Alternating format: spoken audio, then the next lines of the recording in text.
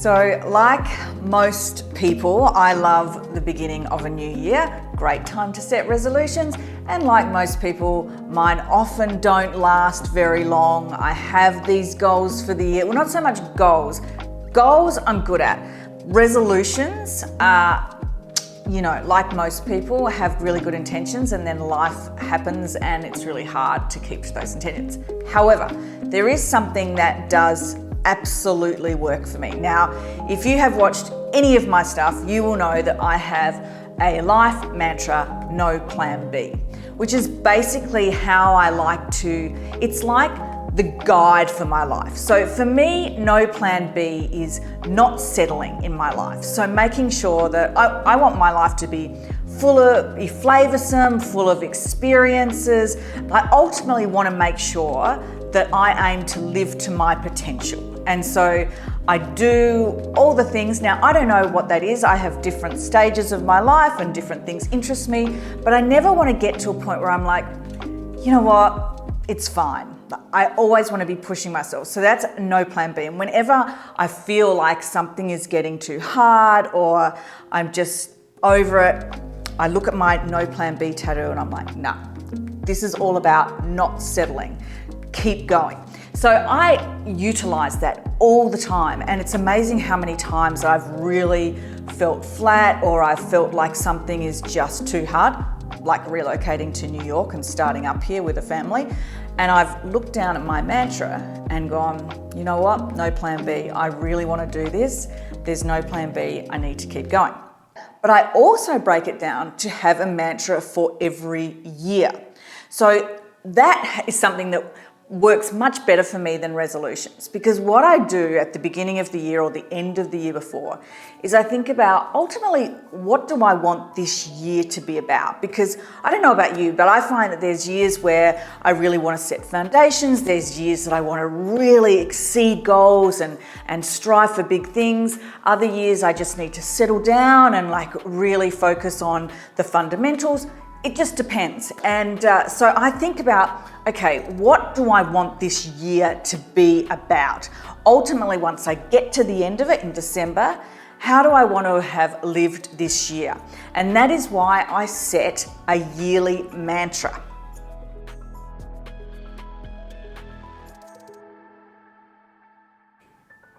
So when setting a year mantra, you look at, okay, what do I want this year to be? But also, I find that really works when you think about what are the things that are likely to bring me down?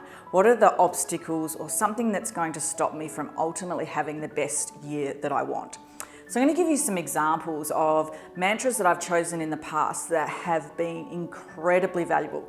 Now, a lot of people just choose a word. So they might choose the word happy or joyful or grateful, and they really want to make sure that their year is focused on that word, and that works really well too.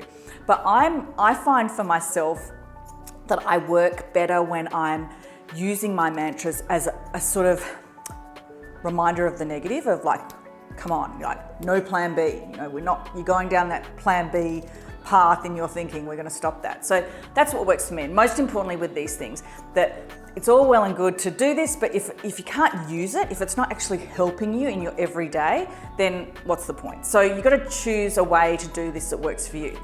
So to give you an example, in 2019, I was living in New York and my kids were still in Australia. And that year was an incredibly challenging year because I was commuting between Australia and New York, and I was trying to get the business up and running here, but also trying to work out how I was going to get the kids over. So there was all these elements, and there were times, and I remember talking to one of my coaches saying, I don't think I can do this. So there were a lot of moments in that year, and I knew that that year was the year I had to get the business going, and that was the year I had to work out how to get the kids over. Otherwise, basically, the dream was over. And I knew that I was going to be faced with so many obstacles that I would get to a point at times where I felt like it was impossible. So I knew that, and that's exactly what happened. And so at the beginning of the year, I thought, what is the mantra that I can call upon? So think of it as a tool that I can bring out and help me, like my tattoo. And so I chose my mantra for that year to be stick to the plan. So that was the mantra, stick to the plan. And I cannot tell you how many times I had to call on that mantra because I was like, I don't think this is going to work. I think I need to do this. I think I need to give up. I think whatever, maybe I need to do it this way, maybe all of these things. And I just kept coming back saying, no, no, no, no, stick to the plan, stick to the plan. The plan is that this is what I'm going to do with the business. This is when the kids are moving over. And every time an obstacle came up to show me that I couldn't do those things and I wanted to change direction, and I'm not against changing direction, but this was like change direction because I didn't think it was possible, I would pull out that mantra. I had it written everywhere, stick to the plan. And I tell you what, it is that mantra, like the no plan B, it is that mantra that actually got me through that year and got me to a point where the kids were actually here. So that's how powerful it was. So then when I was thinking about 2020, now this is crazy because I obviously, like everyone else, didn't know what was ahead for us in 2020, but I thought about the year. Okay, so I was thinking, okay, I'm going to be in New York. I'm now going to have 3 sons on my own. They're going to be settling into the city. We're getting into the education system. You know, this is going to be stressful and I'm going to feel like I don't know what's going on, which is exactly what happened. And, you know, this is going to be really hard, but I've worked so hard for that time and I want to make sure that during those really hard, stressful times, which I knew that year was going to be, even without knowing about a pandemic. So I created a mantra for that year, which was enjoy this moment. Now, it turned out to be incredibly powerful with the pandemic because so many times when, you know, the kids were being homeschooled and we couldn't go out anywhere, and I just kept thinking, enjoy this moment for what it is. Time with the kids. I'd had 2 years without them.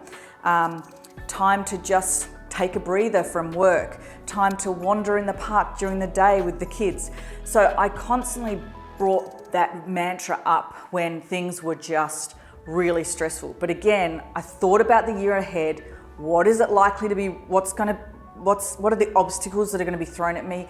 How is it going to be hard? What is a mantra or the tool that I need? And it was enjoy this moment. And I couldn't have chosen a better mantra. So I hope you're getting the gist in how to create and utilize a mantra. So this brings me to this year. So this year, when I was thinking about it, I was getting very frustrated at the end of last year because after 2 years of the pandemic, I was really itching to make some big leaps forward and in basically all areas of life.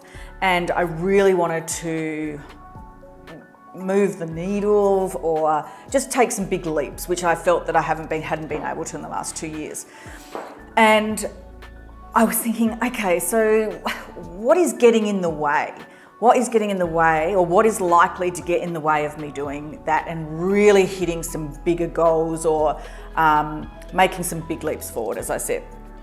And when I did like a bit of an audit of my life, I recognized that there was a whole lot of things that were just holding me back, slowing me down, whether it was just stuff around living in New York that I just didn't understand. And so it would take me longer to work out what to do, or my technology wasn't working right, or where I had my office wasn't working. So I decided that I was going to make this year 2 things. But firstly, about removing the obstacles or removing the friction. So I made this mantra this year, remove the friction. And so now, every time I go to do something that doesn't flow, my job is to remove that. Basic example, every time I used to go onto LinkedIn on my phone, it would always ask me for the password. I could never remember, so then I wouldn't look at it and it would frustrate me. Simple example. So I was like, when that happened this year, straight away, it's like, okay, I need to get this set up on my phone so I can easily access LinkedIn. I don't have to put my password in, etc.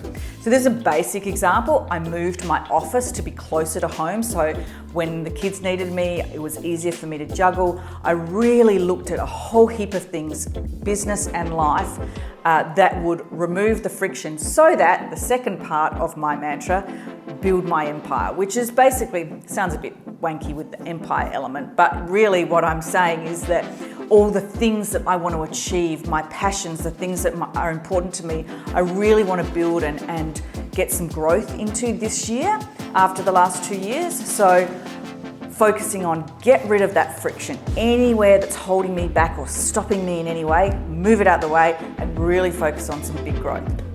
So as you can see, every year has been very different, and I've been doing this for many years.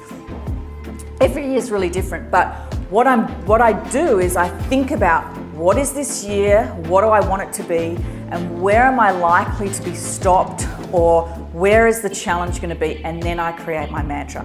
Now, I know we're into the year, but you know, I feel like it takes us 2 months to start a year these days.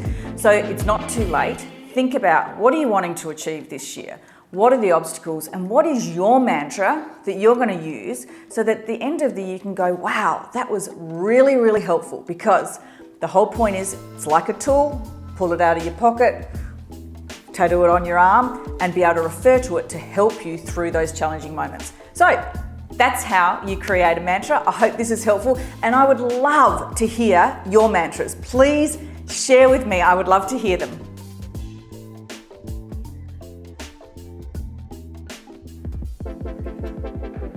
Don't forget to subscribe. There's more coming.